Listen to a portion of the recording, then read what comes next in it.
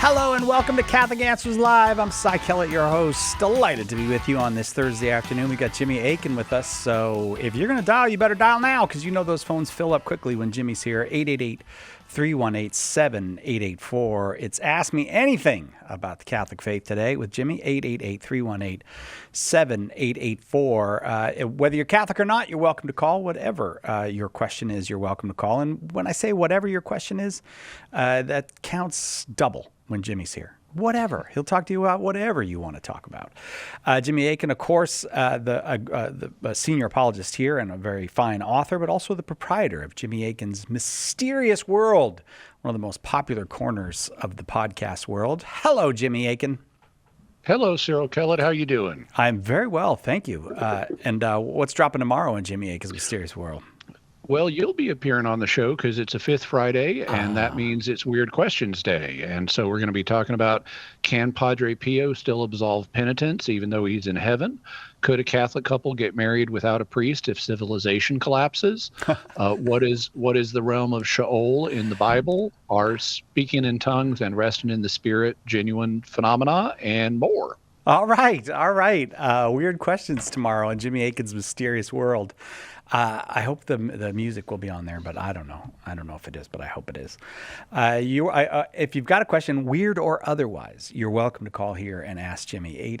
888-318-7884. You've been getting around a bit. You've been putting miles on that truck of yours. And Yep. I just want to ask you about Saturday night because I'm a big fan of Catholic radio, as you probably know. And so you're doing a fundraiser for Catholic Radio Saturday night? Yes. There's a group of folks in Little Rock who are trying to raise the funds to have a Catholic radio station in central Arkansas at the Capitol that'll serve the central part of the state. And they're putting on a fundraiser this weekend. I'm going to be speaking Saturday night at St. Andrew's Cathedral or St. Andrew's Hall at the Cathedral in Little Rock. I'm going to be telling my conversion story and answering questions for people and talking about the importance of Catholic radio. Wonderful. I'm so glad that it just keeps growing and growing. And well, good luck with that. I mean, I hope that goes well. Thank you. Again, 888-318-7884 is the number. That's one of the cool things about Catholic radio. Is just people get the idea and they start putting something together, and time and time again we see it successful. So lots of success for that effort. Let's start with Christopher in Connecticut, where they recently got Catholic radio. Just a few years ago, Catholic radio came to Connecticut. He's listening on the app, however, on the Catholic Answers Live app. Welcome, Christopher. Go ahead with your question for Jimmy. Hi, thank you for taking my call. My question was whether or not it's morally acceptable to act on what they call a doubting conscience, even if the thing isn't that you're doing is not strictly necessary.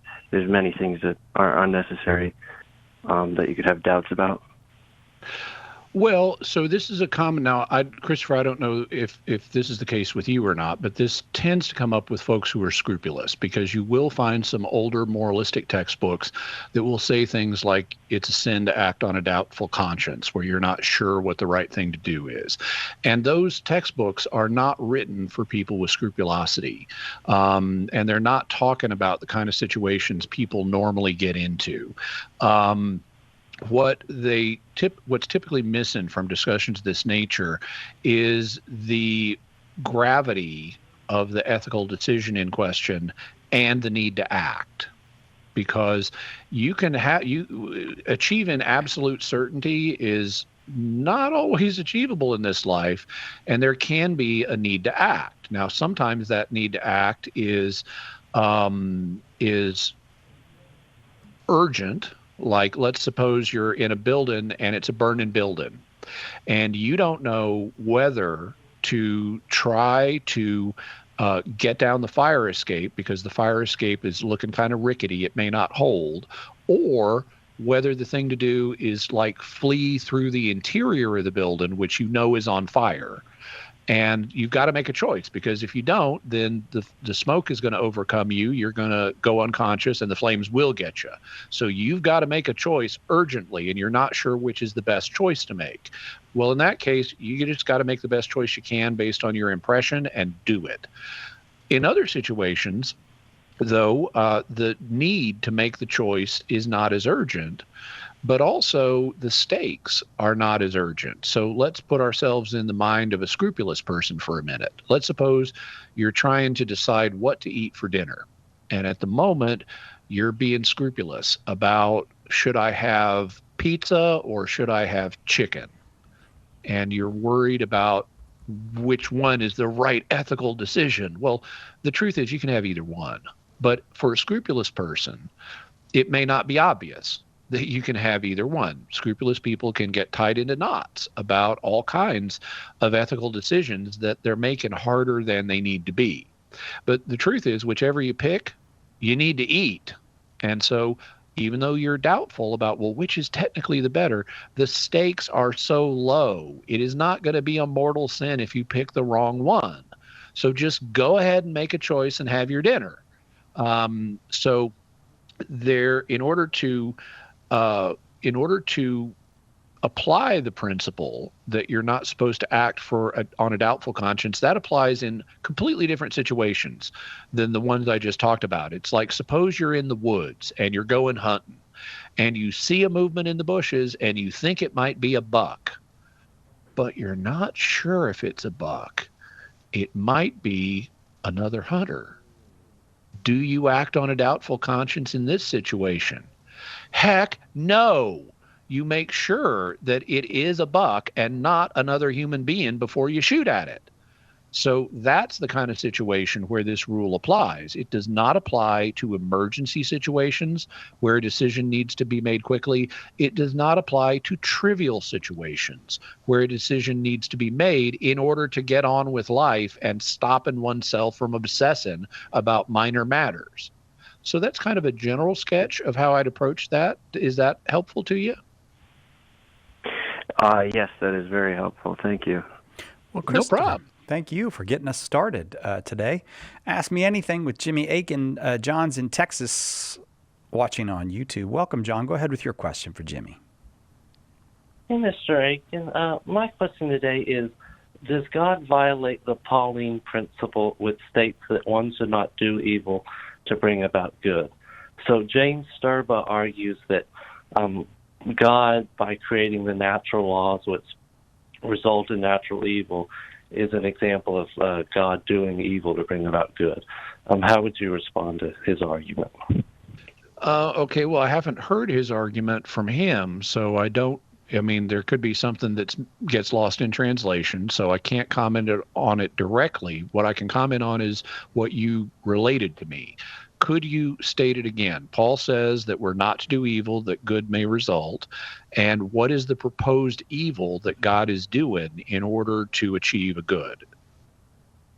By creating the natural laws, Sturba says, which result in natural evils. Like A causes B, and then B causes C, therefore A is the cause of C.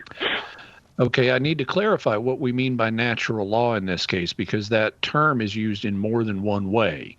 Sometimes when people talk about natural law, they're referring to principles that we see operating in non-human nature, like gravity or the principles of geology that result in earthquakes or things like that. On the other hand, the term natural law in theology is often used to refer to the law we see written in human nature. So things like don't murder, don't commit adultery. Which way are you envisioning this? The natural conditions of the universe. Okay. So any evils that occur in the natural order of things, meaning outside of human nature, are physical evils. And they are therefore not moral evils. And physical evils, like pain and things like that, can be tolerated for a sufficient purpose. It's not wrong. If, let's suppose Cy has broken his arm, and in order to set it, I'm the only person who's there, and so I need to yank on it to get it snapped back into position so we can properly bind it up and let it heal. Well, it would be morally wrong of me to inflict the pain of yanking his arm for no reason. But if I'm yanking his arm to get it back into position so that it can heal properly, then that physical evil of the pain is tolerable, and it's not only not a sin, it's a good thing. to get Sai into a position where his arm can heal. So when things like earthquakes happen, it will be a physical evil for some creatures. Like if you're let's say you're a star-nosed mole. If you've never seen a star-nosed mole, look them up, because wow, they are weird looking. But let's say you're a star-nosed mole and you're down in your little mole burrow, and an earthquake happens and your mole burrow collapses on you. Well, okay, that's an evil, but that doesn't mean it's doing nobody any good. Suppose you're the star-nosed mole and you die. Well, okay, you're dead, but it's an ill wind that blows that does nobody any good. So even though you're dead, guess what? You're worm food now. Literally, there are going to be worms that get to survive and thrive because now they get to eat you, whereas you would have moved out of the way if they tried that while you were alive. So there is actually, it may be bad for the mole, but it's good for the worms. And so God does bring about goods from every single evil that are equal or greater in value to the harm that was caused by the evil. And that's true both of moral evils like sin and of physical evils like pain or death. So no, God is not violating the principle of let us do evil in order that good may come. What Paul's talking about is not physical evil, it's moral evil. Paul is saying we are not to sin, which is a moral evil, in order to accomplish good. But Paul wouldn't have a problem causing physical evil in order to produce a good. Paul, if I wasn't here to set Sai's arm, but St. Paul was, he wouldn't have a problem. In fact, St. Paul was a kind of rough and tumble guy. He would have less of a problem yanking on Sai's arm to get it back into position than I would, because I know Sai, I'm going to be sympathetic, but Paul is rough and tumble. It's just yank. There, okay, your arm is back in position now. So Paul is not talking about physical evils in this case. He's talking about moral evils. John, I hope that was helpful for you. Thank you very much. I do remember I broke my toe swimming once, and the doctor had to do that, had to pull on the... Yep. Oh, I didn't like that at all. All right, we'll take a quick break. I'm really glad that St. Paul wasn't there to do it, though. Right after this, more Jimmy Akin coming up on Catholic Answers Live. We're here for you. Call now. Catholic Answers Live. Underwriting for Catholic Answers Live is provided by Real Estate for Life. Real Estate for Life connects home buyers and sellers to real estate agents while supporting pro-life organizations. On the web at realestateforlife.org. Underwriting for Catholic Answers Live is provided by Magnificat. Published monthly, Magnificat features texts of daily Mass, prayers, articles, meditations, art commentaries, and more, in step with the liturgical rhythm of the Church, on the web at magnificat.com. The most original and exclusive Catholic content is on EWTN Radio. Human beings are God's greatest masterpiece. Every person is made in the image and likeness of God. But every saint, that is, every person who accepts God's invitation, his upward call to make them holy. And so every story presents us with a unique masterpiece that God is writing. The Journey Home, Monday night, 8 Eastern, on EWTN Radio and television.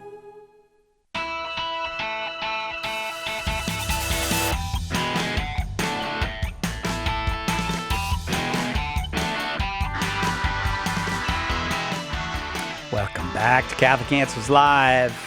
I am Cy Kellett, your host. Jimmy Akin is our guest. It's Ask Me Anything. Lines full as can be. They can't get any fuller. Emma, our friend, is in Hayden, Idaho, watching on YouTube. Hi, Emma. You got a question for Jimmy? How are you guys doing? Really good, thanks. I do have a question. Good. Mm-hmm. So I know angels and demons don't have physical bodies, so when they fight each other, what does that look like? It looks like a monster truck rally, with mud. It looks like a big monster truck rally in the mud. Thanks for calling, Emma. We'll talk to you again sometime. Bye. Okay, so the answer is we don't see any on-camera battles, with kind of one exception in Scripture to where humans perceive angels and demons fighting. We're told about such battles. Like when Gabriel shows up after Daniel's been fasting for 3 weeks. He says, sorry, I'm late, but the Prince of Persia detained me, and right now Michael's got him in a headlock. He doesn't say headlock, but Michael's holding him right now while I come and give you this message. But we don't see that happen on camera. So the Bible doesn't give us any indications of how humans would be able, of what humans would perceive if they were able to perceive the invisible reality of an angel and a demon having a fight. But because of the way the ancient Hebrew mind worked, they were familiar with battles that were between soldiers that had armor and shields and weapons like swords and spears and stuff. And so if an ancient Israelite was allowed to perceive a battle between an angel and a demon, they would probably perceive it that way. They would apply the ordinary images of warfare to the warfare that was happening between an angel and a demon, or a group of angels and a group of demons. So that's how they probably would have perceived it. What about someone coming from a different cultural context? Well, I'm from a different cultural context, and although I know about ancient warfare, I've also seen other representations of warfare. I'm a fan of the TV show Babylon 5 that has telepaths. And in one episode of Babylon 5, they had a scene where these two telepaths are kind of mentally wrestling with each other. They're sitting across a table from each other, and one of them is attacking the other. And telepathically, they show the audience a special effect of what another telepath sees happening. And they see these kind of dark tendrils coming out from one of the telepaths and trying to poke holes in the shield, the mental shield that the other telepath has up, which looks kind of like crystal. And this is related to the Shadows and Vorlon symbolism on the show. But because I've seen that as an image of mental fighting, I might perceive an angelic conflict along similar lines. I might see that kind of imagery. Or since I've just proposed a monster truck rally, I might see a monster truck rally. The truth is that there's no physical imagery associated with this combat because angels don't have physical bodies. And so when they fight, it's telepathic, and there's no way to represent that in physical terms except by using some kind of metaphor or analogy. And the metaphor or analogy that you see is going to be dependent on your cultural background and how you envision warfare. Thanks. I got it. All right, Emma, thanks. We'll look forward to talking with you again sometime. Let's go to Fargo, North Dakota. Charles is in Fargo listening on Real Presence Radio. Charles, welcome. Go ahead with your question for Jimmy. Hey, Cy. Hey, Jimmy. Hi, Charles. I have a Lutheran friend who's in my Bible study, and we were talking about sin and repentance. And in his church, their belief is that every sin is mortal sin. And he mentioned that with having venial and mortal, it kind of has a lot of gray spots.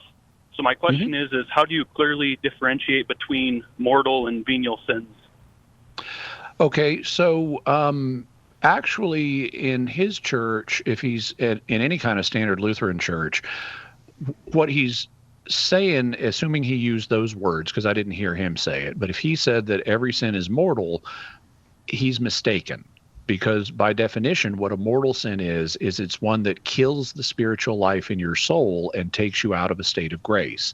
And Lutherans do not believe that every sin does that. In fact, classically, Lutheranism would say that only the sin of apostasy, abandoning the Christian faith, only apostasy will do that. So what he likely means, because this is another common element in some Protestant preaching, is to say that every sin is gravely sinful. So and that you get considerable agreement with among many Protestants, not all of them, but you do have Protestants, including in the Lutheran tradition, who would say every sin is gravely sinful and would be worth getting damned over, but God will not in fact damn you for it. So it's not really a mortal sin, it's just a grave sin. From a Catholic perspective, in order for something to be a mortal sin, 3 conditions must be met. The first condition is there has to be grave matter. And not all sins have grave matter. It's just unrealistic to say that stealing a penny from a millionaire is the same as stealing $100 from a person who is poor and only has $100. Those are two different acts. Stealing a penny from a millionaire is not grave matter. And there's coherence with what Scripture says on this, because if you read 1 John is clear that some sins are grave enough that they can cost you your salvation. But he's also aware that we commit other sins that just aren't that grave. He says if we say we have no sin, we deceive ourselves and the truth is not in us. We also read in the New Testament, we all stumble in many ways.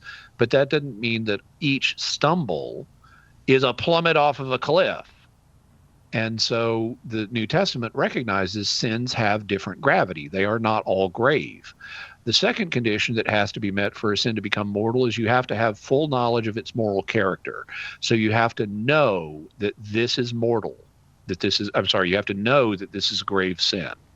And the third condition that has to be met is you have to give it deliberate consent. It's not like you did it under psychological pressure. It's not like you did it under, reflexively or, kind of a spur of the moment without thinking about it theme. You have to knowingly and deliberately choose to do something that you know is grave matter. Now, if you do that, if you say, I know that this is gravely displeasing to God, I know that, and I just don't care. I'm going to do it anyway. Well, then you are excluding love for God from your soul because you love this other thing more than you love God. And consequently, that is something that will result in you not being spiritually alive anymore, and you'll need to repent. But that's the Catholic understanding of mortal sin. And if you want to read about those conditions, they're right there in the Catechism of the Catholic Church for you, which is online. And you can look up the passage and show your friend and say, well, this is how we understand it. Charles, thanks. I hope that's helpful to you. I'm going to head on to Cleveland, Texas now. Jace is in Texas watching on YouTube. Welcome, Jace. Go ahead with your question for Jimmy. Hey, it's an honor to talk to both of y'all, man. Y'all have no idea. I've been watching y'all's show for like months now, almost a year at this point. I love y'all. Y'all are incredible. God bless y'all's ministry. Well, thank you, Jace. You're very kind. That's very nice. You've taught me so much, and I love you both so much. Y'all are awesome. Today was my last day as a sophomore at my high school, and my Spanish teacher, he never really talked to me about like theology all that much at all, right? But yesterday, my friends got into a little dispute with him a little bit, and one of them was like, we need Jason here and stuff. And so I guess that made him feel the need during my first period, the class he has me in, to bring up God and stuff, right? And so his view was that we're all God, right? And I now know what he was referring to. It's John 10, verse 34, but I didn't even know that verse existed, which shows some ignorance on my part. I should have known that. I've read John. I just don't recall that at all. But he tried claiming that we are all God and stuff. And so obviously I pressed him on that. I was like, okay, then create something. I joke. I pressed him on stuff. I didn't really joke. I was a little pressed about it because he was getting a little pressed too. But so yeah, I just wanted y'all's understanding of the word Elohim, right? Because I do know about it, and I do know it doesn't always mean that it doesn't always refer to the one true God, right? It can refer to other things. And I know that's what Jesus is talking about, right? So in that verse, whenever he calls us, he says, is it not written, you are all gods, right? So Go ahead. Jimmy? Okay, so technically what Jesus says is it not written? Because what's under discussion is Jesus blaspheming God by claiming to be equal with God? So, they're accusing him of blasphemy for effectively saying that he's God. And he responds by saying, whoa, hold your horses. Even in your own law, it's written that there's a passage where it says you are all gods. And that passage is Psalm 82.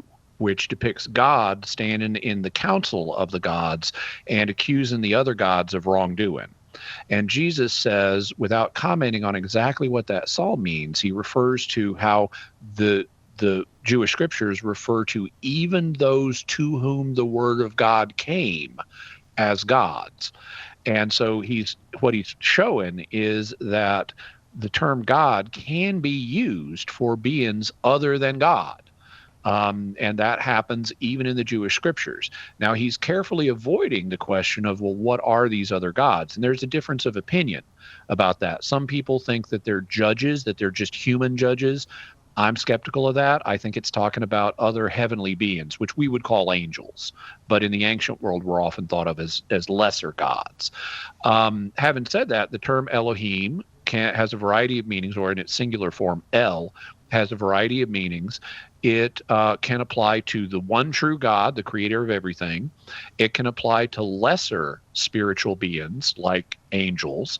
It can even apply to the departed souls of humans, because when Samuel's soul shows up, the medium of Endor identifies Samuel as an Elohim, and he's a human. So really the term Elohim refers to any inhabitant of the spiritual world, whether it's a low-level one like a human soul, a middle-level one like an angel, or a high-level one like the Supreme Creator. Thanks, Jace. Got to take a break. Right back. Why We're Catholic is the one book you can hand to anyone to invite them into or back to the Catholic faith. With more than 400,000 copies sold, Trent Horn's book has had a #1 ranking on Amazon.com for 5 years running. Now available in softcover, bulk cases, ebook, and on Audible. Find out what the excitement is all about. Order your copies of Why We're Catholic at shop.catholic.com or at a good Catholic bookstore. Visit whywe'recatholic.com. If you're not a Bible scholar, the full message of how the Sunday Mass readings fit together can be tough to comprehend. Apologist Carlo Broussard is here to help. Join Carlo every Friday for the Sunday Catholic Word podcast. In each episode, he unpacks the scripture readings for that Sunday and brings them all together so you can better understand and defend the faith. Visit SundayCatholicWord.com to subscribe. That's SundayCatholicWord.com. Is orthodoxy an alternative to the Catholic Church? In a time of uncertainty for many Catholics, orthodoxy can look like greener pastures. Answering Orthodoxy, the new book from Catholic Answers Press, explains why Catholics who are thinking of leaving need to think twice. There are important reasons to remain in the Catholic Church and convincing answers to Orthodox claims. Order your copy of Answering Orthodoxy today at shop.catholic.com or ask for it at a good Catholic bookstore near you. Our Lord needs articulate defenders of the truth to spread the joy of the Catholic faith. Catholic Answers monthly giving club, Society 315, helps you fulfill the call in 1 Peter 3:15 to always be prepared to make a defense for the hope that is in you. For as little as $10 a month, you'll help Catholics grow in faith, bring lapsed Catholics home, and lead non-Catholics to the truth. Go to casociety315.com and join today.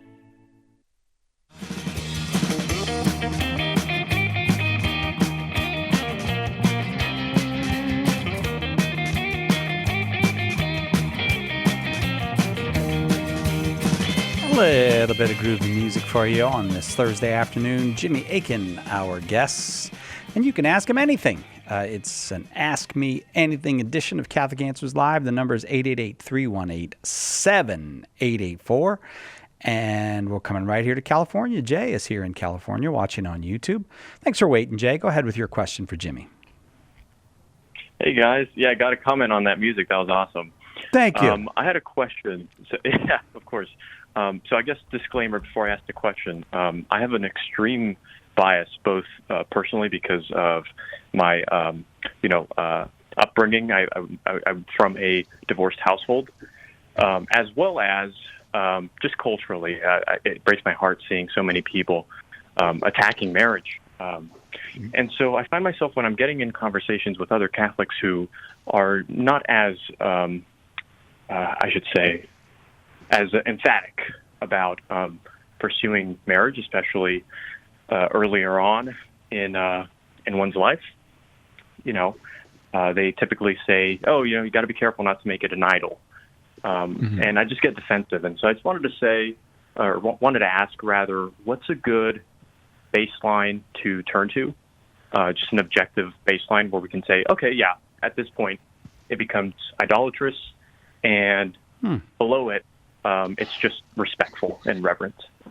Okay, well, now there is so fundamentally what idolatry is treating something that is not God as if it is God. And so if you care about your marriage more than you care about God, that's idolatry. Now, what form would that take? It could take a variety of different forms, because the real idolatry is going on in a person's heart, and that means that there's no single manifestation externally of how this idolatry of marriage might work. It could take a variety of different forms. Like, let's suppose you knew that you had a grave duty to worship God, let's say, and your spouse objects to you worshiping God ever, under any circumstances. You are never to worship God. Well, if you care about your wife more than you care about God, then you might say, okay, well, I guess I won't ever worship God in any way. I care about my marriage more than I care about God. Well, okay, that would be idolatry. But that's just one example. If you look at any particular scenario and you say, well, if God required me to do something, else, would I refuse to do that for the sake of my marriage? And if the answer is no, you would not refuse to do what God commands for the sake of your marriage, then you are not committing idolatry. Also, one has to be realistic about what, God would actually require you to do that would be contrary to your marriage, because as St. Paul says, we're called to live in peace. And that means that he says it specifically in a marriage context in the Corinthian correspondence. And so he recognizes, and the New Testament acknowledges, there are compromises that have to be made in marriage, and that doesn't displease God, even if it's not the ideal. So there are situations like where a person, let's say they're married to a non-Catholic, and the non-Catholic insists on not going to Mass on Sundays. Well, as sad as that is, and as undesirable as that is, there can be situations where a Catholic may not be able to go to Mass for an extended period in order to maintain domestic peace. That's not the same thing as caring more about the marriage than they care about God. So there has to be careful discernment in these cases, but the fundamental principle is you're not gravely guilty of idolatry unless you're putting something else above God. Yeah, that makes sense. All right, Jay, thank you very much for the call and for the question. It's open. We used to say open forum, and then we got fancier. It's habit. And it's just for a habit, it comes out, but we call it Ask Me Anything now. And we're going to Denver, Colorado. Gambino in Denver, Colorado, listening on 1120 a.m. Glad you're here, Gambino. Go ahead with your question. Hello, guys. I'm going to this Bible study here in Denver, and they're saying that Moses was ascended to heaven or taken to heaven because his tomb is nowhere to be found, and because the devil and Michael were fighting for his body. So was he taken to heaven? Well, the truth is we don't know. There is a reference. Now, at the end of Deuteronomy, it says that nobody knows where Moses was buried. And that implies he was buried. In the New Testament, we have a verse in the book of Jude, and Jude is like the highest density of mysterious things in a row. It's a very short book. It's the second shortest book in the New Testament, maybe third shortest, but it has a bunch of mysterious things in it. And one of them is Jude refers to some event where Michael was in conflict with the devil, and he says that they were disputing over the body of Moses. And Michael didn't directly condemn Satan, but he said, "May the Lord rebuke you," which is the thing that Jude is interested in. He's wanting people not to slander celestial beings. It's like, leave that up to God. And so he cites Michael as an example of doing this. The problem is, where is this coming from? There have been attempts to find a parallel to this in the Old Testament, but the details aren't an exact match. And so it's hard to tell, maybe he's referring to this Old Testament thing, but maybe he's not. And there are some early Christian writers that say, like Origen, I believe, is one of them, that say he's referring to an incident that is recounted in a non-canonical book known as the Assumption of Moses. Well, we have part of a book called the Assumption of Moses, but part of it's missing. And the incident, if this incident was from that book, it's from a part that we don't have. So we're not sure exactly what Jude is referring to here. And there's not much of a way to clarify it. It could be by referring to the body of Moses. I mean, that in its most natural sense would be taken as a reference to the physical body of Moses. And maybe there was a conflict between St. Michael and the devil in this book, and maybe St. Michael won and took Moses's body up to heaven where his spirit is, or something, but we're not really sure. You might guess that based on the fact this book was called The Assumption of Moses. It kind of sounds like Moses was assumed, but that's not necessarily the only way to take it. The body of Moses could be understood in a kind of more metaphorical sense, like the body of Christ is a reference not just to Christ's physical body, but also a reference to the church. And so I know some folks have said, well, maybe the body of Moses is a reference to Israel as a whole. And so the fundamental bottom line is it's unclear exactly what's being referred to here. It is possible that this book referred to Moses being assumed into heaven after his death, but it's also possible that that's not what happened. And if the book, since this is a non-canonical book, even if it refers to Moses being assumed bodily into heaven, that doesn't mean it's right, because it's non-canonical. It's not guaranteed to be true. So we can't really say much more than what Deuteronomy says, which is nobody knows where Moses' tomb was. It's possible he could have been assumed, but it's also possible that something else happened, and it's possible that Jude could be using this as a literary illusion. Like if I said to Cy, oh, well, as Sherlock Holmes said, when you eliminate the impossible, whatever remains, however improbable, must be the truth. I can say that and use it to make a point in conversation with Cy, even though Sherlock Holmes didn't really exist.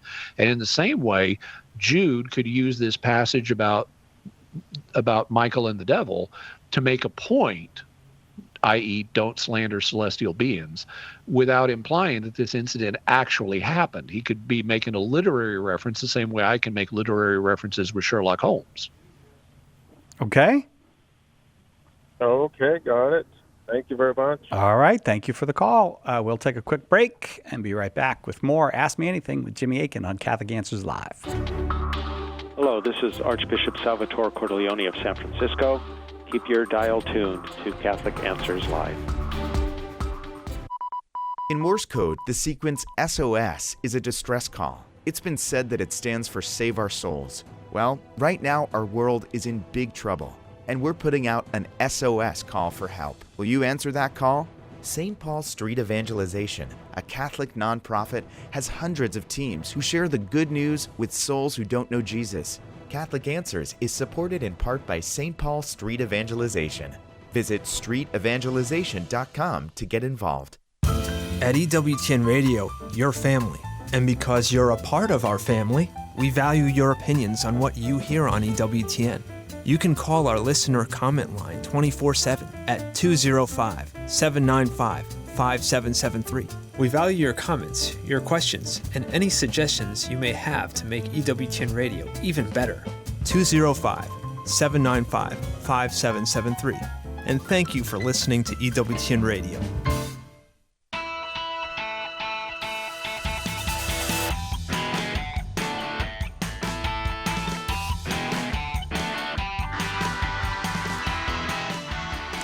Welcome back to Catholic Answers Live. I am Cy Kellett, your host. Jimmy Akin is our guest. It's an Ask Me Anything Catholic edition with Jimmy Akin this hour. 888-318-7884 is the number. The big Catholic conference is coming up in September, and so it's time to invite you to it. As you plan, we do it the last full weekend of September each year. This year, that's September 26th through 29th. It's our 10th annual conference, and it's called Learn From Me, the Parables, Sermons, and Conversations of Jesus Christ. And who'd you like to hear talking about the parables, sermons, and conversations of Jesus Christ? Certainly Jimmy Akin would be among them, and he will be one of the speakers. Tim Staples will be one of the speakers. All of our apologists here will be speakers. We'll do the radio show there. We'll do all kinds of other fun things. But then Scott Hahn and Kimberly Hahn will be there, Father Sebastian Walsh, Dr. Ray Garendi, Dr. William Junker. It's going to just be a great time as we dig in to what Jesus says to us in the Gospels. The place to go to find out all about it is CatholicAnswersConference.com. Just visit CatholicAnswersConference.com. We'd love it if you would come. Back to the phones we go. Yasha is in Iowa, listening on the Catholic Answers Live app. Welcome, Yasha. Hi, thank you. My husband and I have been married for 10 years. We were both baptized Catholic and confirmed, but in all that time we didn't go to church. We weren't really practicing Catholics. So when we were married, it was by a Lutheran pastor who just happened to be a family friend. But now we're back, and we're going to church, and we're going to confession, and receiving communion. And our deacon suggested we get our marriage convalidated. So my question is, should we be abstaining from intercourse until that day? And would it be a sin if we did not? And also, what about the last 10 years? Okay, so the way church law is written, your current marriage would not be regarded, since I assume there were not extenuating circumstances like no priest was available to marry you and you didn't have a dispensation from observing the Catholic form of marriage. And so the ordinary law would apply to you, that is, people who had been received, you've been married 10 years, so the current law was in effect. And the way the current law is written, your existing marriage would not have come into reality. It would not be valid in the church's eyes, and therefore you should live as brother and sister until you're able to get the convalidation. That's the way the laws are written. Now, in terms of do you need to refrain from communion? Well, if you go to confession and you confess all your sins, and you're absolved, then you can continue to receive communion as if you're living as brother and sister. In terms of how to regard the previous 10 years of marriage and all the relations you had in that time, I would assume you were in good conscience. And, unless one of you for a fact knew we're in an invalid marriage, then you were doing what you thought was appropriate in the circumstances, and that means you were not knowingly and deliberately committing a gravely immoral act. And so you did not commit a mortal sin by your relations because you didn't know how the church would regard your situation. And so in my judgment, you wouldn't, as long as that was the case, you wouldn't need to confess it because it was not a mortal sin. You might want to confess it anyway and just say, we had this marriage, we didn't realize it was invalid, we've been living as husband and wife, but now we're living as brother and sister. That would, you could mention that in confession if you wanted, but as long as you didn't realize that you were doing something that you shouldn't be doing, it wouldn't have been a mortal sin, and it doesn't need to be confessed. In terms of where to go from here, the good news is it's very easy to get your marriage convalidated. I not had a situation back when I was married, when my wife was alive, that was similar. And we had a convalidation. It wasn't the same, but it was similar. And we had a convalidation. It was very easy. It took like 5 minutes after a mass one day. We had 2 witnesses, a priest, and we were done. And so it's very easy to get your marriage convalidated. Okay, thank you. Thank you. No problem. Thank you very much, Yasha, for the call. The number here is 888-318-7884. Lines continue full. John is in Gainesville, Florida, watching on YouTube. Welcome, John. Go ahead with your question for Jimmy. Hey, hello. Jimmy, I had the question. If God is beyond space and time, and everything is as a present now to him, could the bread and wine which was given to Abraham in the book of Genesis by Melchizedek been the Eucharist? So this would require God to transubstantiate the bread and wine that Melchizedek brought out to give to Abraham, and even though Christ had not yet gone to the cross. Well, okay, we have good evidence that God can do that. Number one, because he's omnipotent and he can do whatever he wants. And he can do anything as long as it doesn't involve a logical contradiction. And there's no obvious logical contradiction here. It's not like Melchizedek has given Abraham a four-sided triangle. You know, that would be a logical contradiction. God couldn't make Melchizedek do that.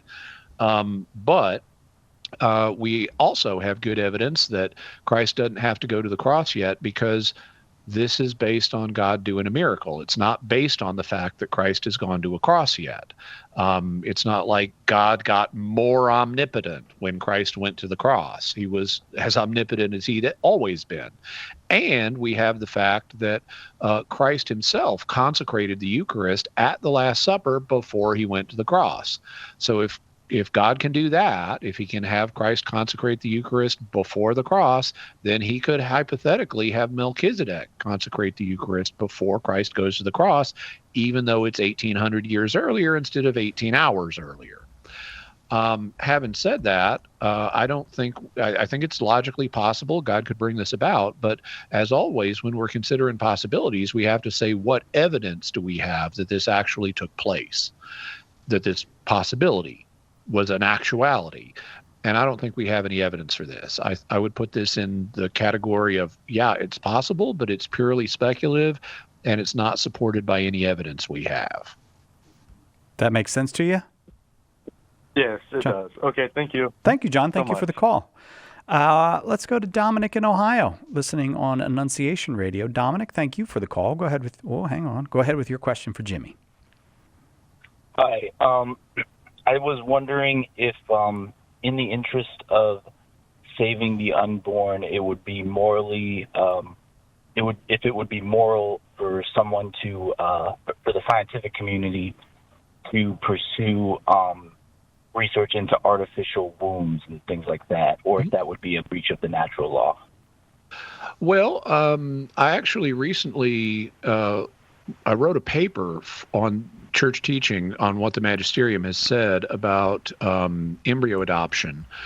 And it's going to be published in an anthology that the National Catholic Bioethics Center is putting out. And I actually touched on this question in the essay I wrote, because it has been proposed, well, like, what could you do with snowflake embryos, children that have been abandoned in storage facilities, in fertility clinics? Could you, for example, save them by putting them in an artificial womb? And the magisterium has not yet answered that question, and it's ultimately for the magisterium to answer. But I can tell you my opinion. My opinion is we're already doing this, because we've had incubators since at least the 1800s. And incubators are generation one artificial wombs. They are alternative technological means of keeping a baby alive when it cannot be contained in its own mother's womb for whatever reason. And so the church has never had a problem with incubators, and incubators have gotten more and more sophisticated over time. But basically, incubators are generation one artificial wombs. And if we come up with more sophisticated incubators that can take care of babies earlier and earlier, even from the point of conception, then in order to save human life, I would say, yeah, you can use those incubators, and they'd just be called artificial wombs at that point, but they're the same fundamental thing. The only difference is how early a baby is able to be put in one in order to save its life. So Dominic, go ahead and get to work. All right. Well, thank you so much for the advice and your opinion. I appreciate it. Thank you. No problem. Thank you, Dominic. Let's go to Charleston, South Carolina. Christina is in Charleston, South Carolina, listening on 7:30 a.m. Welcome, Christina. Go ahead with your question for Jimmy. Thank you. My understanding from the Catholic perspective is that all of the angels were created at one time. They had the option whether to accept what God wanted them to do or not, and thereafter they cannot change their mind. Mm-hmm. And so I was reading Genesis 6, and it talks about giants. That took me into research in the book of Enoch, which gives an explanation for those giants. And the book of Enoch, while it's not in the Bible, it's referenced, and it's talked about by the early church fathers. And referenced in Jude. Implies, yes. But I'm saying the book itself is not in the Bible. Right. But it implies that these angels came to help humanity and then changed and decided to corrupt humanity. And to me, that just sounds heretical, not even plausible.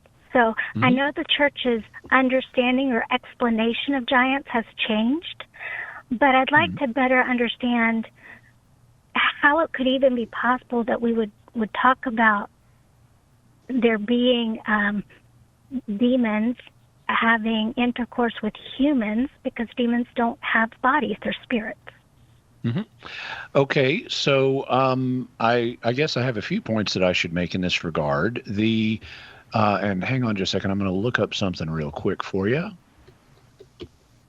So the Genesis 6 passage is one of the more mysterious ones in the Bible, because the author is alluding to something that the ancient audience knew about, but he doesn't say hardly anything about it.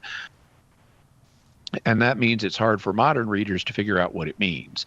Now, the most common opinion in recent centuries has been that Genesis 6 is referring to human beings as the sons of God. They might be righteous people from the line of Seth. They might be rulers of the people like priests or kings or priest kings, but they're human beings. That's the most common opinion these days. It is not the most common ancient opinion. When you start looking at ancient Jewish sources prior to the time of Christ and surrounding the time of Christ, and even some early church fathers, they're unanimous that these are what we today would call angels who came down and fell. Now, in terms of the idea you mentioned that the angels fell basically at the first moment of their existence, God creates them, they make a choice, and then they're locked into that choice. That's not church teaching. If you look in the catechism, that's a very common theological opinion, but it's not actually church teaching that this happened at the moment of their creation.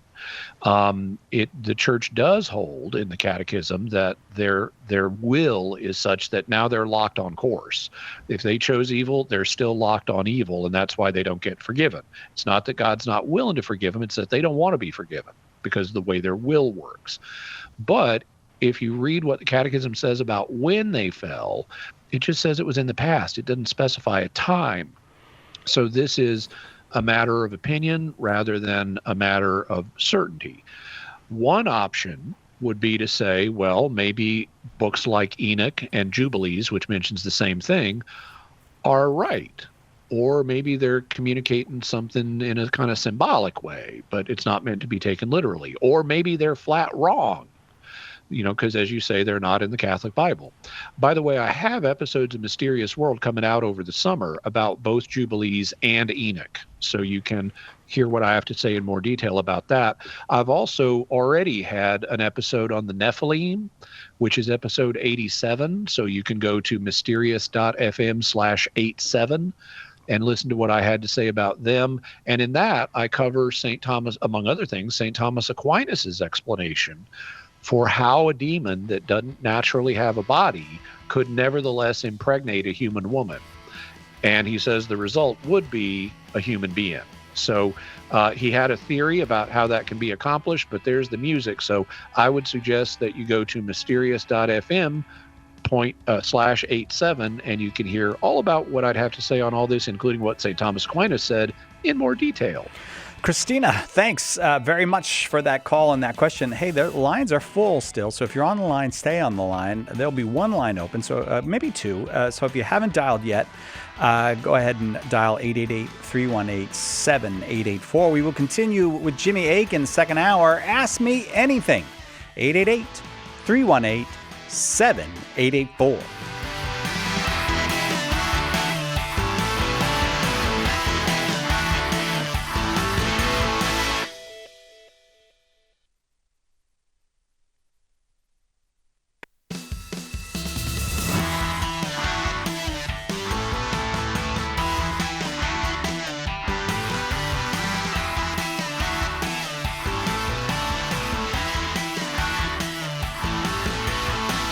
Welcome back to Catholic Answers Live. I'm Cy Kellett, your host.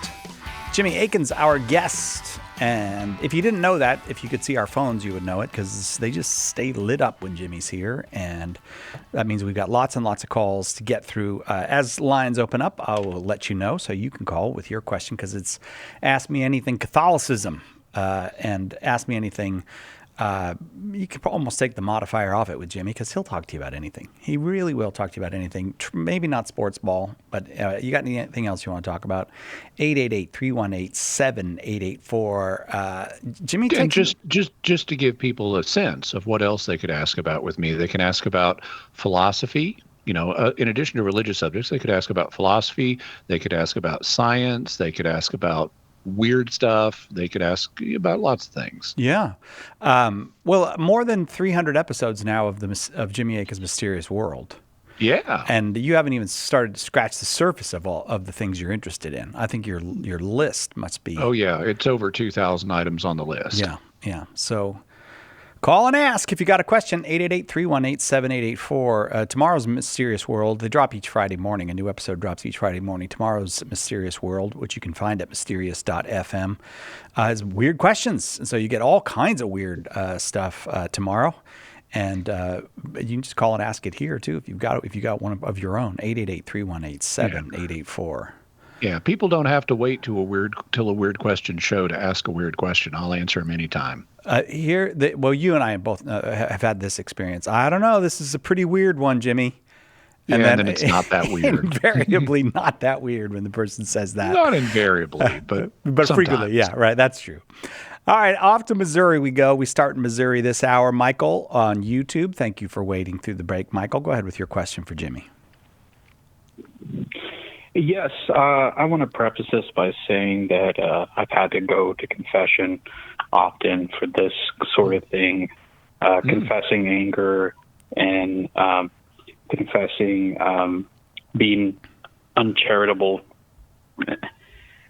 So I have this problem where I interact with Protestants a lot, and it kind of ends in a terrible blowout, and the logical approach isn't working. So my question is, how can I better interact with Protestants when they slander the Catholic Church and bear false witness? Well, so there was a figure, I guess, a couple hundred years ago. This may have actually been Napoleon, if I recall correctly, who said if you meet someone, I think it was who doesn't believe in God, then if you are a scholar, you try to convince him with persuasive words. And if you are an ordinary man, you take out your sword and shove it into his stomach as far as it will go. And Napoleon would do it too. Yeah. Now, I think that there are probably laws against that here in America today, so you may not want to do that. But what I would say is you want to be charitable. Even if someone you're having a dispute with is being a jerk, you want to be better than them. Because, number one, if you're able to be loving, then that will please God, because he wants us to be loving, and it will cause the person you're having a dispute with to think. One of the things that St. Paul says is, if someone is abusing you, give them a gentle answer and heap hot coals on their head, meaning coals of shame when they realize they've overreacted and are being a jerk, and you're being nice to them. So that's what I try to do. I work in apologetics professionally. That means I deal with a lot of jerks, not all of them non-Catholic. And I developed a thick skin. I even had it before I was Catholic because I'm also a philosophy. I'm an analytic philosopher. And what you do in philosophy grad school is you sit around a table with other philosophy grads and you tear down each other's arguments bit by bit. And it's not personal.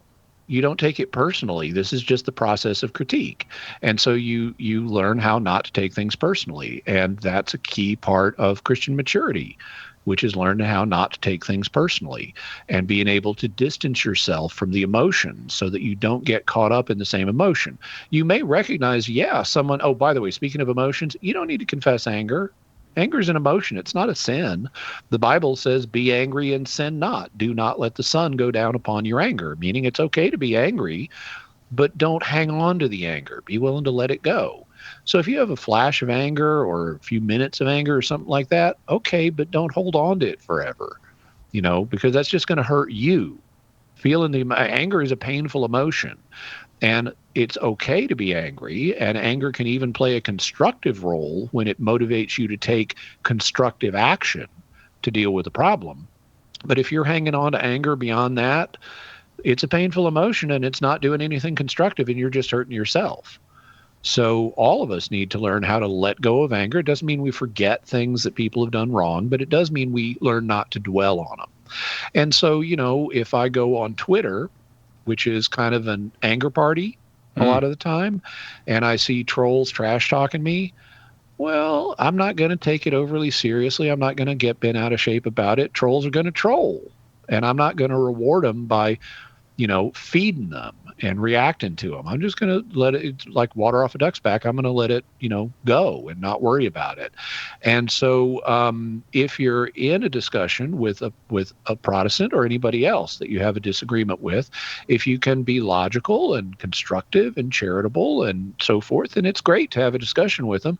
But if that's not the case, if it's just turning into a blow up, then I would say pull the brakes. Say, I'm sorry, but I think this conversation is not as constructive as it ought to be. And so I'm afraid we'll just have to agree to disagree for right now and leave it at that and look for other constructive things you can do, either with the same person or with somebody else.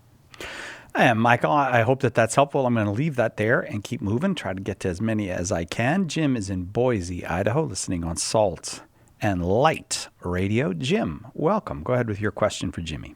I wanted to ask you about the word Elohim. It's my understanding that it's a plural word. And so I wanted to ask, how should I be looking at it if, when Jesus says, are you not gods?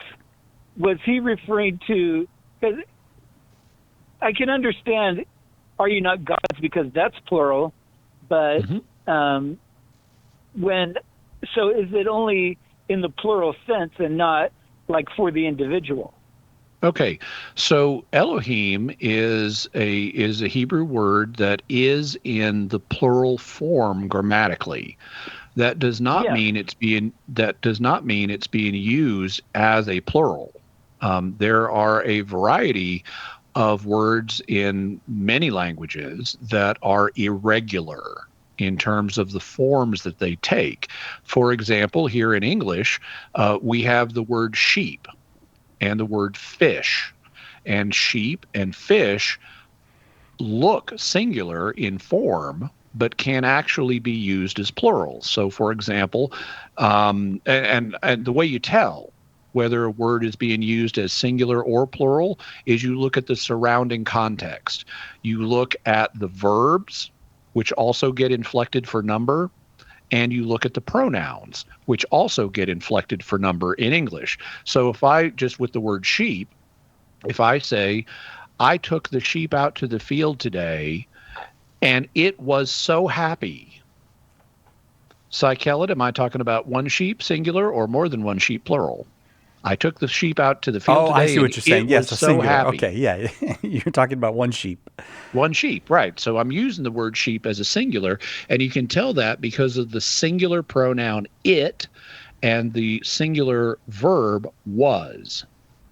Now, suppose I said, I took the sheep out to the field today, and they were so happy. More than one sheep or just one sheep? That's plural sheep. That's more than one sheeps. That's plural. And what tells you that is it's the plural pronoun they and the plural verb form were. So we can figure out whether a word is being used singular or plural based on the context. We also have words that are plural in form in English, but can be used and sometimes always are used as singulars, like pants and scissors. You know, we would never say, I put on my pant today, or I bought a new pant at the store. It is always plural in form, even when we're talking about one thing. And I could say same thing with scissors. We never talk about a scissor. We talk about scissors. And just like with sheep, you can tell whether it's being used as a singular or a plural, even though it's plural in grammatical form, by looking at the context. So if I said, I bought pants today and they filled a warehouse. Well, you can tell by the context I'm not talking about one pair of pants, because no single pair of pants is big enough to fill a warehouse, but multiple pairs of pants could. On the other hand, if I say I put on pants today, I'm probably talking about one pair of pants. So you can look at the context to tell, is it one or more than one? And so even though now the singular noun El in Hebrew means God, gets pluralized as Elohim. Whenever you see an im on the end of a Hebrew word, that's a marker that it's plural in grammatical form. But we know that Elohim is sometimes used to refer to just the true God, perhaps as a way of communicating his majesty. You know, maybe that's the reason, maybe it's not, but it is. And we can tell, like, for example, in Genesis 1, by looking at the pronouns and looking at the verbs, that in Genesis 1, Elohim is being used to refer to a single entity. It's being used as a singular, even though it's plural in form. So it will say things like, on the first day, Elohim said, let there be light, and there was light. And he saw that it was good. So that Elohim said, in Hebrew, that's a singular verb, and he is a singular pronoun. And so the context tells you here, Elohim is being used as a singular, even though it's plural in form. Well, in John 10:34, Jesus is quoting from Psalm 82. Now he's doing this in John is recorded in Greek, so it's not going to be Elohim. It's going to be the Greek equivalent. The Greek equivalent of El is kurios, or kurioi for plural, but he's quoting from Psalm 82. So we can look at the Hebrew of Psalm 82, where it says God, stands in the assembly of the gods, and he says, you are gods, and despite that, you're acting bad, and you're going to die like men. Okay, so there, if memory serves, it is Elohim, and there you can tell that it is plural because of the context. God says, in essence, I'm going to use a Southern form just to make this clear, but what God says is, y'all are going to die like men. And that pronoun, y'all, tells us he's talking to more than one Elohim. He's talking to multiple. So in that case, it is being used to refer to multiple entities. Now, that doesn't settle the question of what kind of entities these are. Like I mentioned in the previous hour, some people have said, oh, they're human judges that are misbehaving. Other people have said, nah, they're celestial beings like angels. But one way or another, in this passage, ye are gods, y'all are gods. That's what ye means. It's plural. Y'all are gods is referring to more than one God, as you can tell by the y'all that's there, the ye, to use the older English version of it, which is also a plural. Jim, got to go to a break, so we'll leave it there. Thank you very much for the call. It's Ask Me Anything. Jimmy Akin, our guest, 888-318-7884. Let us help you with your question today on Catholic Answers Live. Do you have a question but prefer to ask it privately? Catholic Questions can help. Go to CatholicQuestions.com to ask your question online, email us, drop us a letter, or give us a call. Longtime Catholic Answers Live apologist and author Jim Blackburn or another Catholic Questions apologist will be happy to assist you. Catholic Questions proudly supports Catholic Answers Live, so visit us at CatholicQuestions.com today. That's CatholicQuestions.com. May is the month of Mary. How are you planning to honor the Blessed Mother? Whether it's planting a Mary garden in your yard, placing flowers by her image in your home, or adorning a statue of her with a handmade crown, there are many ways to express devotion to the Blessed Virgin Mary. EWTN invites you to celebrate along with us as we honor our Blessed Mother throughout her month with masses, devotions, TV, and radio specials.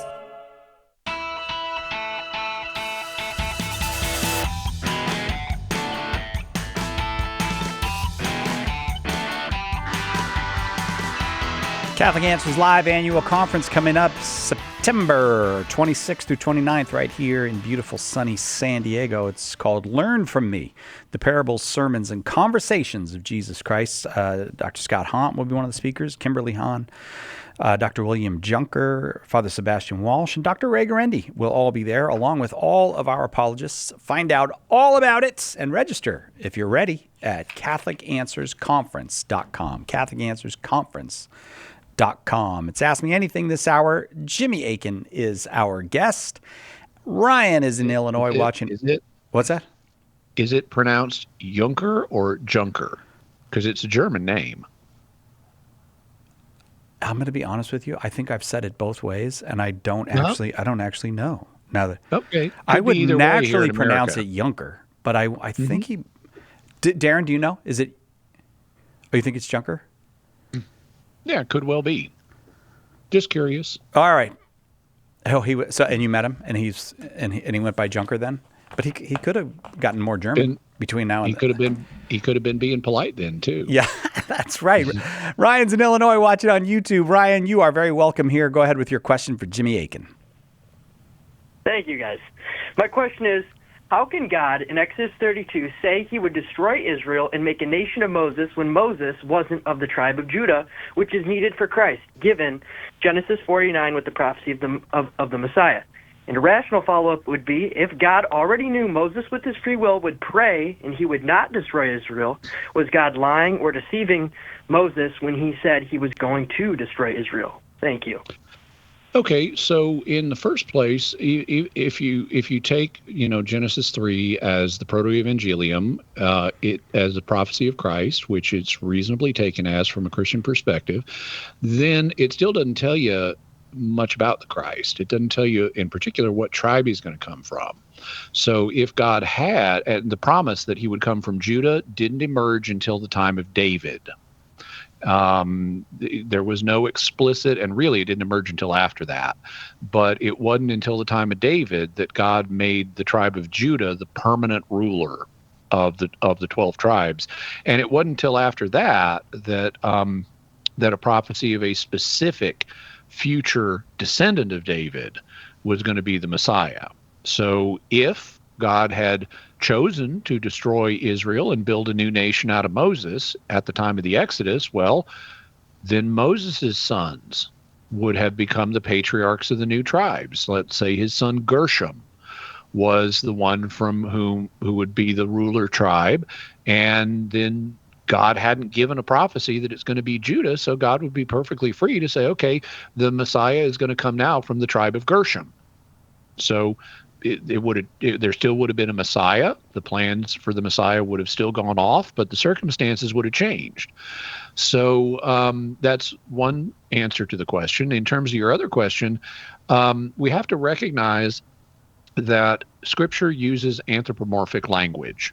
And this is especially true in the earlier portions of Scripture, because as Blessed Pius XII said in his encyclical Humanae Generis, the earlier portions of Scripture, like he was referring specifically to the first 11 chapters of Genesis, or what's known as the primordial history, they communicate in simple and metaphorical language truths to a people but little cultured. Well, okay, by the time of the Exodus, they'd gotten a little more cultured, but they were not as sophisticated as they would come to be at the time of Christ. And so you still have a good deal of anthropomorphic language being used. You can see an example, for instance, in Genesis 3, in proximity to the Proto-Evangelium, where it says God was walking in the garden in the cool of the day, and Adam and Eve hide from him, and God says, "Where are you?" And Adam says, "Well, I heard you coming, and I was afraid, so I hid." Well, okay, but God doesn't literally have a human body, and he doesn't literally make noise when he walks around in the cool of the evening, because he doesn't literally walk. So all of that is anthropomorphic language that is meant to communicate truths to us about God in a metaphorical way. And as the Catechism of the Council of Trent points out, whenever we have language about destruction and God being angry or repentant and stuff like that, that's all anthropomorphic language. It is not literally what God's experiencing. It's depicting him as if he's a human. So the message here, when in this passage, after the failure at Kadesh, or at the Golden Calf incident, is that Israel had sinned so greatly that it would warrant God in terminating Israel and starting over with Moses.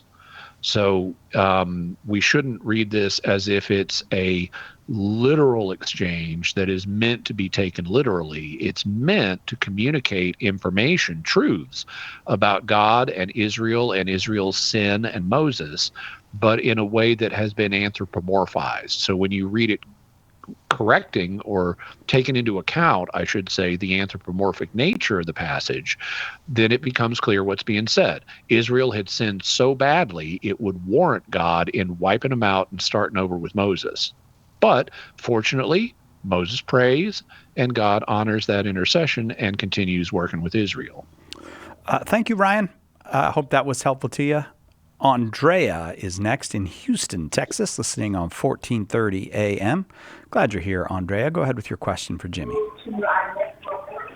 Yes, thank you. My question is, we as Catholics say that Mary is a perpetual virgin. However, Matthew 1:25 seems to contradict this idea of her perpetual virginity. So I'm just wondering, how do we reconcile these two things?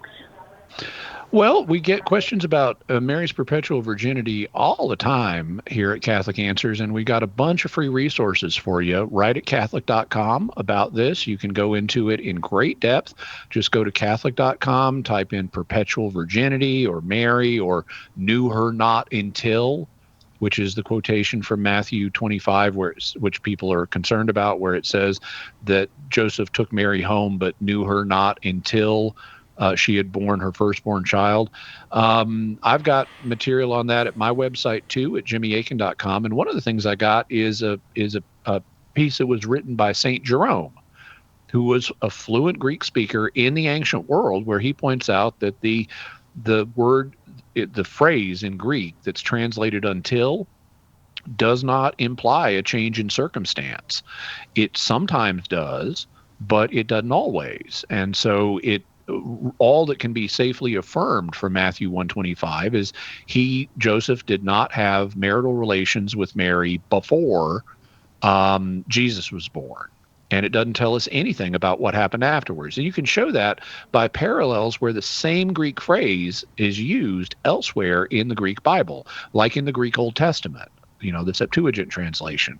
It talks there about, just to give one example, it talks about how David's first wife, Michal, the daughter of Saul, she loved David. She got married to David. Saul thought it was going to be a good idea. After David becomes king, David is bringing the ark to Jerusalem, and he's dancing in front of it, and he's praising the Lord with his dancing and stuff. But Michal looks down and it's like, oh, he's dancing like he's a common man. He's not being dignified enough. And she criticized him for this. And the author tells us, and because she was dissing on David's desire to celebrate the Lord, she had no children until the day she died. And it uses the same Greek. But it does not mean that after the day she died, Michael started popping out children in a post-mortem state. So this shows us that until does not mean, just like in English, if I say Michael had no children until the day she died, it means she didn't have any before. It doesn't tell us anything about what happened afterwards. So even though until, both in English and its equivalent in Greek, can sometimes indicate a change of state after the event in question, it doesn't mandate a change of state after the event in question. And so since we have lots of other evidence for Mary's perpetual virginity, which you can read about at Catholic.com or at JimmyAkin.com, this verse does not block the effect of that other evidence. And so that's a basic answer that I would give on this question. All right, now, Andrea? Thank you. All right. Check out Catholic.com for all, at least a lot of the materials Jimmy just mentioned. And thank you very much for the call. As has been the case all day, all the phones busy. We've just got lots and lots of folks on the line for Jimmy. And that's, well, I don't know what they're going to ask because it's Ask Me Anything. They can ask whatever they want. One line just opened up. I guess that was Andrea. You're welcome to call and use that one line, 888-318-7884. Whatever you've got a question about, we'll do our very best to get you in the next half hour. We'll take this break and be right back with more Jimmy Akin on Catholic Answers Live.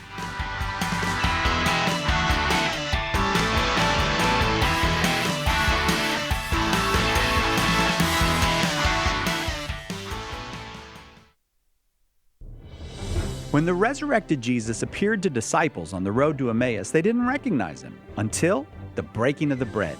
The same is true today. In the Holy Eucharist, we really meet Jesus. In The Eucharist is Really Jesus, author Joe Heschmeyer explains how knowing Jesus in the Eucharist is the key to understanding all of Christian faith. Order your copy of The Eucharist is Really Jesus today at shop.catholic.com or get it at a good Catholic bookstore. Our Lord needs articulate defenders of the truth to spread the joy of the Catholic faith. Catholic Answers Monthly Giving Club, Society 315, helps you fulfill the call in 1 Peter 3:15 to always be prepared to make a defense for the hope that is in you. For as little as $10 a month, you'll help Catholics grow in faith, bring lapsed Catholics home, and lead non-Catholics to the truth. Go to casociety315.com and join today. As we read the Gospels, every Christian faces the question again and again, what does Jesus mean? Getting the answer right is critical to both growth in holiness and fruitful evangelization. Want to know Jesus better so you can introduce him to your friends? Then it's time to get serious about understanding his words. Why not join Catholic Answers for our 10th annual Apologetics Conference? Learn from me the parables, sermons, and conversations of Jesus Christ. September 26th through 29th, right here in sunny San Diego. Learn from our guests, Dr. Scott Hahn and Kimberly Hahn, Dr. Ray Garendi, Father Sebastian Walsh, Billy Junker, Father Paul Check, and, of course, all of your favorite Catholic Answers apologists. It'll be 4 days of fun, faith, fellowship, and a live radio show.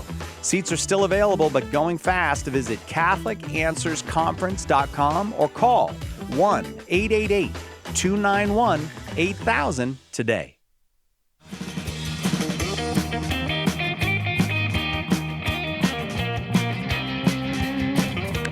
A little bit of groovy music for you there on a Thursday afternoon. Maybe it's a Thursday evening where you are, maybe even a Friday morning.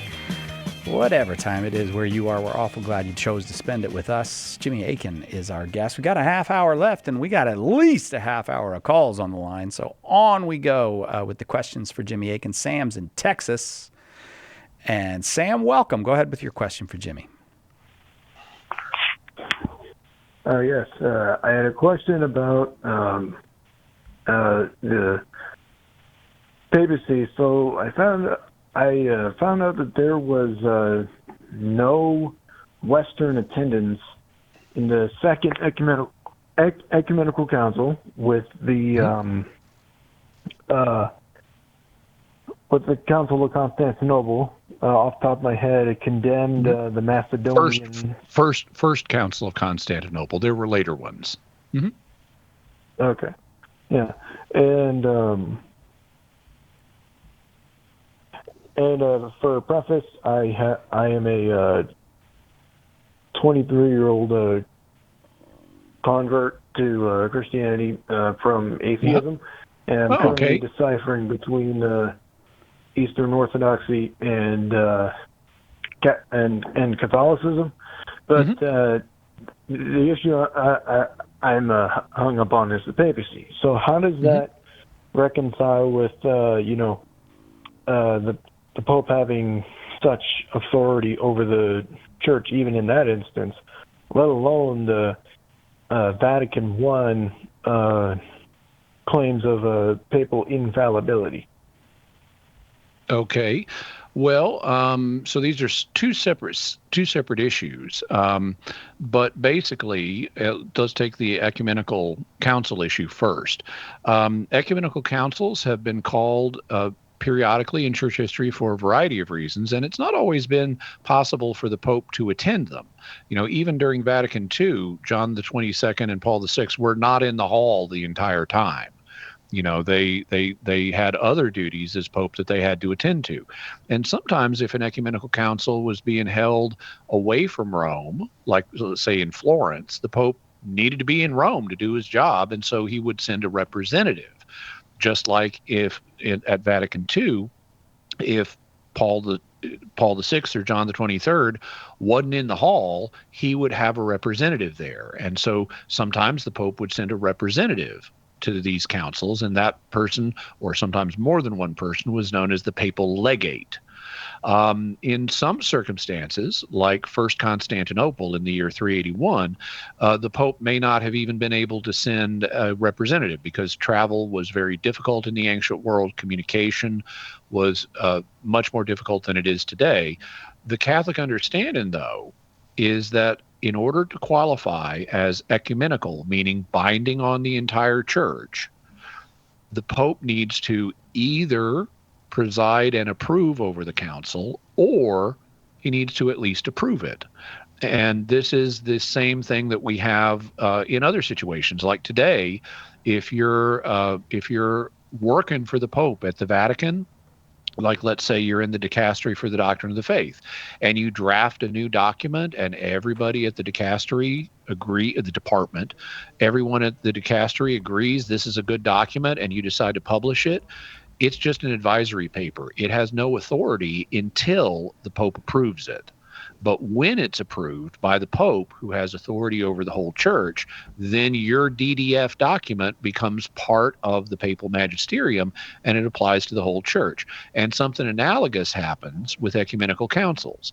Now, individual bishops have their own teaching authority, so they don't need the Pope to approve what they say in order for it to be binding. But if what a council says is going to be binding outside of the territory of individual bishops, if it's going to be binding on the whole church, then it needs to be approved by the Pope, because he's the only bishop with the range to affect the whole church. Other bishops have authority in their own territory, but they can't bind people to believe something outside of their territory.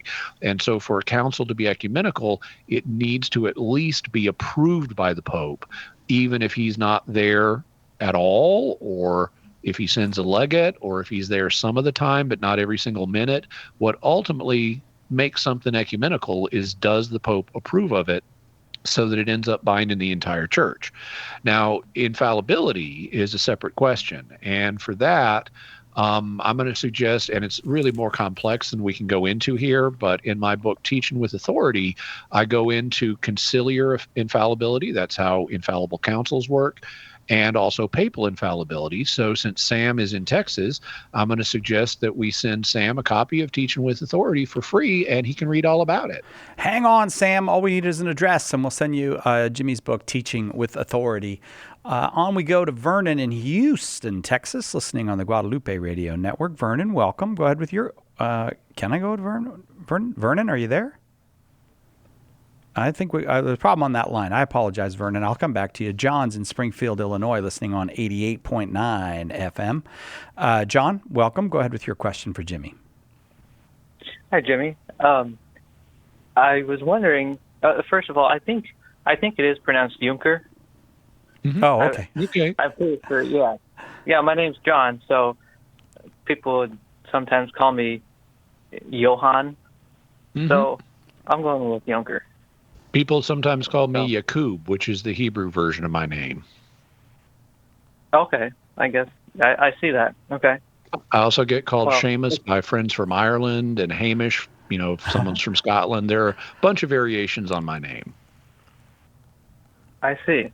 Well, Seamus is one that don't hear a lot. I heard it once. So I'll get on with my question. Go ahead. What can I do for you, Yohanan? A little bit ago, you were talking about anger, and you mentioned that it was not a sin, and you were talking about Psalm 3 or 4, I think. Can you say a little bit about what you were talking about, that anger was not a sin? Well, anger is an emotion, and emotions are not sins, because in order for something to be a sin is an act of the will.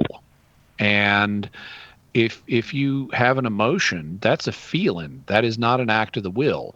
Now, in the Middle Ages, they would sometimes classify different faculties of the soul, like its intellect and its imagination and its memory and its appetitive or sensitive nature and its will. Well, sin is an act of the will. So what sin is a misuse of the will, where you knowingly and deliberately do something wrong. But that's not the same thing as a feeling. A feeling is something that you don't have full control over the way you have control over your will. A feeling is a response, and feelings can be physical, like, you could be hungry. That's a physical feeling. If a feeling is mental rather than physical, even though it's going to have a physical correlate in your brain, and possibly elsewhere in your nervous system, but if you have a mental feeling, we call it an emotion. And so emotions can be classified different ways, but happiness is an emotion, boredom is an emotion, frustration is an emotion, disgust is an emotion, irritation is an emotion, anger is an emotion. And all of these are just mental feelings, but they're not acts of the will. Now, I may, by using my will, be able to influence my emotion. I may choose to do something that's going to make me happy, like put on some happy music. But it's the act, the choice of the will to put on the music, that's the act of the will. The happiness that results from putting on the happy music, that's a feeling, that's an emotion. It's not an act of the will. And so because emotions are feelings rather than acts of the will, none of them are sinful. So it's not a sin to be happy. It's not a sin to be afraid. It's not a sin to be disgusted. It's not a sin to be irritated. It's not a sin to be angry. It's not a sin to have any mental feeling. The question is, what do you do in that circumstance? If, let's say, you're afraid in a particular situation that there may be an axe murderer on the other side of the door, and rather than finding out, you just shoot through the door and kill whoever is on the other side, not knowing if it's really an axe murderer or not. Well, in that case, you acted on your fear, and the fear wasn't the problem. The problem was what you did in response to the fear. You shot someone not knowing who it is and whether they're really a threat. And in the same way, let's suppose you look at a woman and you think, wow, she is attractive. Well, that's not a sin. That's a feeling. You enjoy looking at this woman. You get pleasure from looking at this woman. Where it becomes a sin is if you say, oh, let's go sleep with her, even though I'm not married to her. It's what you do in response to the feeling that is sinful. And in the same way, if you have anger, it's just a feeling. It's not an act of the will. It's not a sin, but it can lead to sin, just like fear or pleasure can lead to sin if you do something inappropriate in response to the anger. Like let's say one day I'm I'm hanging out with Cy Kellett, and he says something that angers me. And what I do is I decide to murder Cy Kellett, because why should Trent Horn have all the fun? I know, right? You know? Yeah. Well, okay, that's where it's not the anger that was sinful. It's what I did in response to the anger that was sinful, the act of the will where I choose to murder Cy. So that's the basic distinction between an act of a feeling and an act of the will, and sins are only ever acts of the will. They are not feelings. Sure. Okay. So it's the giving in to the anger, the giving in to the lust, and giving in to the fear and murdering, things like that. Yeah. Mm-hmm. John, thanks. That takes us right to the break. Right back with more Ask Me Anything. Oh, I missed Jimmy. a triple. I missed a triple. I could have used murder in all three cases. I see a woman's attractive, so I murder her husband. There we go. To free her up so I can pursue her. I could have done murder in all three cases, but didn't. Like King David. Guess I'm not murdery enough. you need no. We have much more murdery or apologists than you. You're not the murdererist at all. We'll take a quick break. Right back with more Jimmy Akin, Catholic Answers Live. Hang on. Catholic Answers Live will return in a moment. Underwriting for Catholic Answers Live is provided by Real Estate for Life. Real Estate for Life connects homebuyers and sellers to real estate agents while supporting pro-life organizations. On the web at realestateforlife.org. One of the biggest mistakes a Christian can make is to try to do good without God's help. St. Therese said, when we trust only ourselves and not God, our soul becomes incapable of virtue. Her remedy? Works of charity. And the greatest work of charity is to share the gospel. At St. Paul Street Evangelization, a Catholic nonprofit, we encourage you to share the gospel with someone who doesn't know Jesus. Catholic Answers is supported in part by St. Paul Street Evangelization, streetevangelization.com. Hi, this is Mike Aquilina with a few words about St. Maximus the Confessor. The emperor wanted to compromise doctrine in order to make peace with heretics. It was all about politics, but Maximus the Confessor dared to oppose him and would not back down. For this, he was charged with treason and had his tongue and right hand cut off so that he could not speak or write against the emperor. His silence resounded everywhere, and truth prevailed.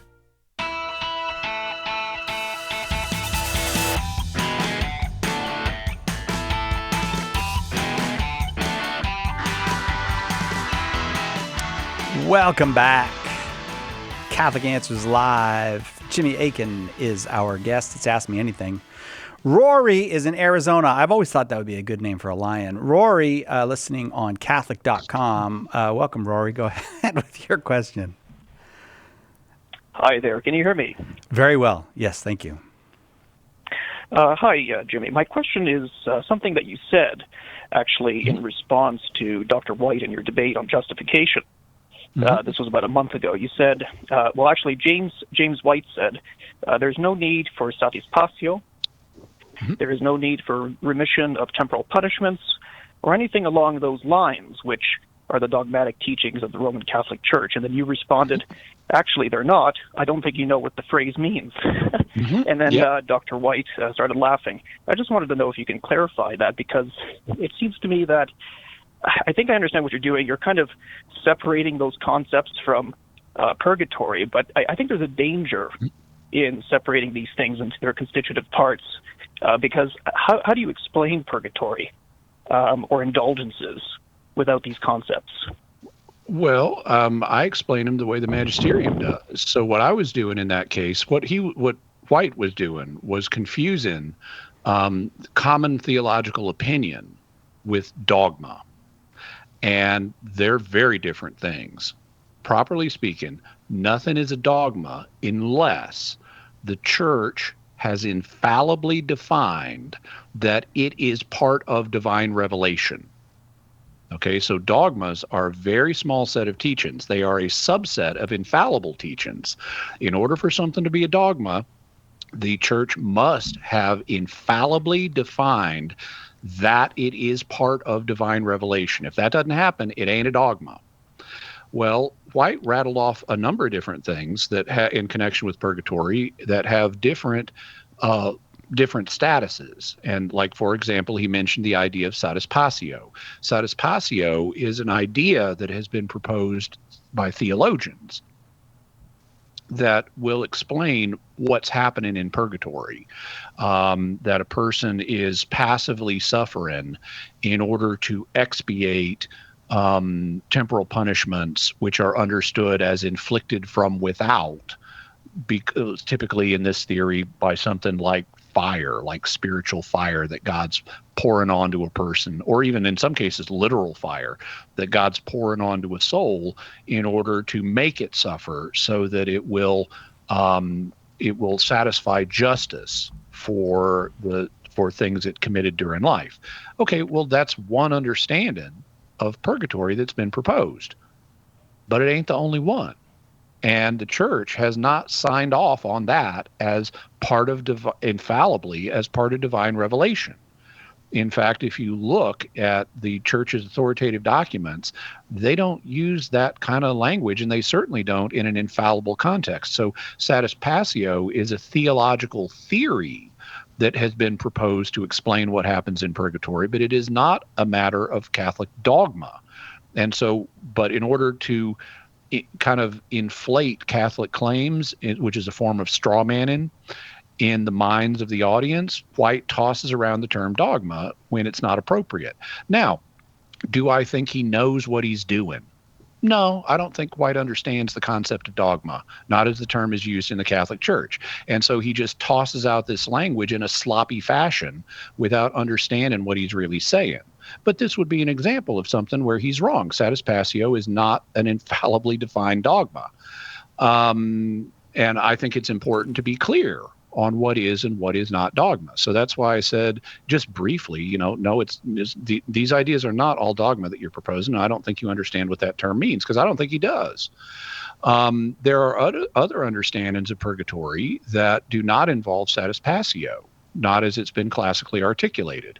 Like, for example, Pope Benedict XVI's description of how purgatory works in his mind and in the minds of other theologians, where it is conceived of as a encounter with the fiery love of Jesus Christ that burns away our impurities, which are understood in the Catechism as our disordered desires. So an encounter with the transforming holiness of Christ's love makes us totally loving ourselves.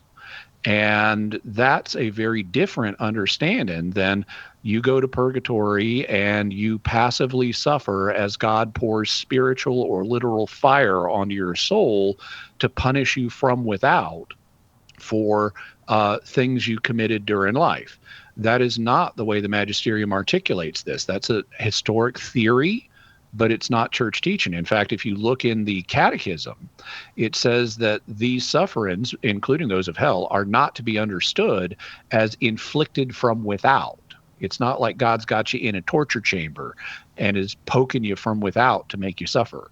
These sufferings are understood by the magisterium today as following from the very nature of the sin itself. So, for example, if you reject God utterly, you're cutting yourself off from the source of life and joy. And of course you're going to be frustrated. That's what hell is.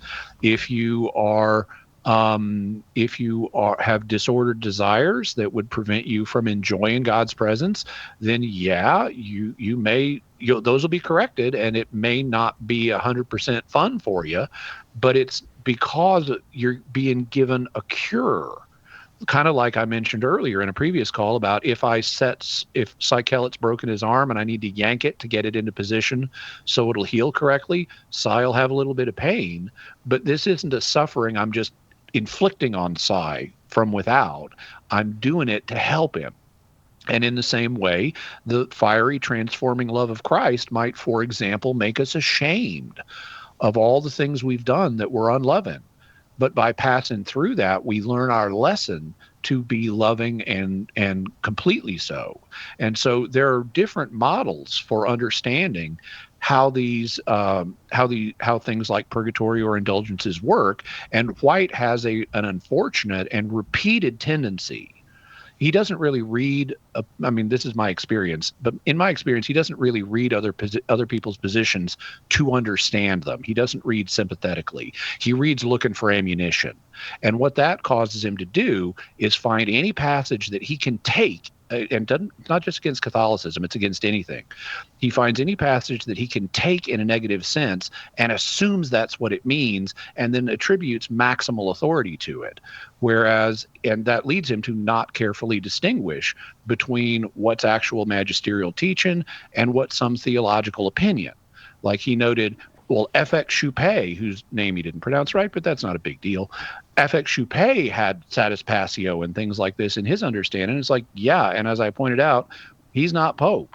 This is not magisterial teaching, and it's certainly not infallible magisterial teaching, and it's certainly not infallible magisterial teaching that has been defined as part of divine revelation, and so it is not dogma. Rory, going to leave it there. Going to keep moving, see how many I can get on with Jimmy. Paolo is in Vancouver, British Columbia, Canada, listening on Catholic.com. Paolo, welcome. Go ahead with your question for Jimmy. Thanks. Hi. Jimmy, my question was about the real presence in adoration.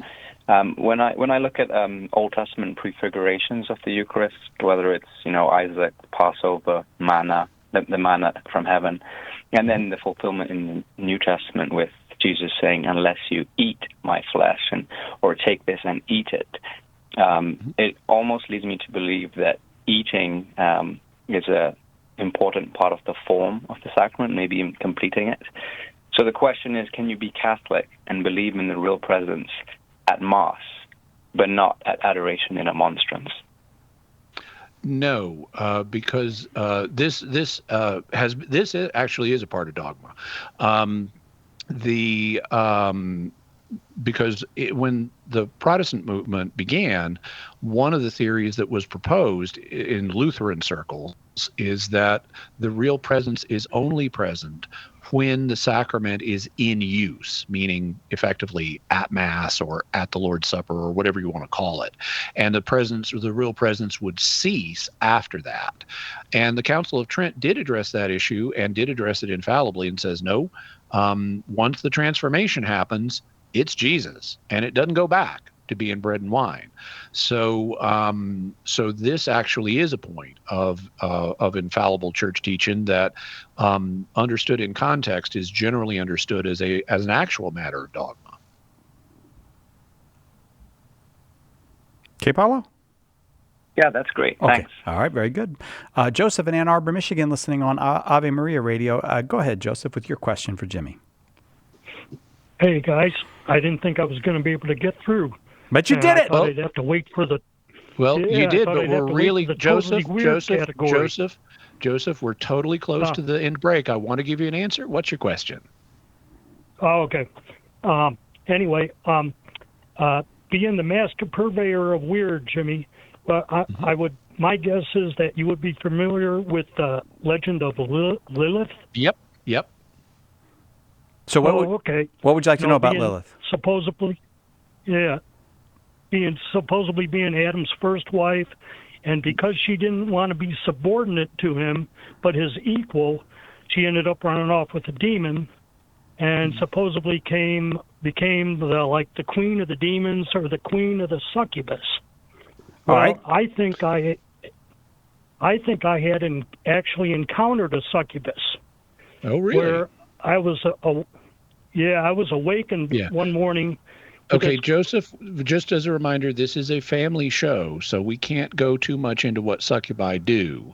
If you're currently being bugged by something you perceive as a succubus, contact me by emailing me at jimmy@catholic.com, and we can have a discussion in a forum where we don't have children listening.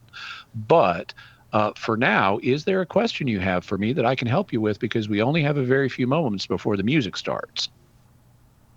Okay. Well, okay. How about a follow-up on the Nephilim? Okay. What I thought, were stated in Genesis that the sons of God found the daughters of man to be fair and so had relations with them. Mm-hmm. I took the original sons of God to be the original fallen demons. All right, I'm going to let Jimmy comment on that just because we only have 30 seconds left. Okay, so the way Second Temple Jewish literature understands the fall of angels and the origin of demons is it's not just one thing.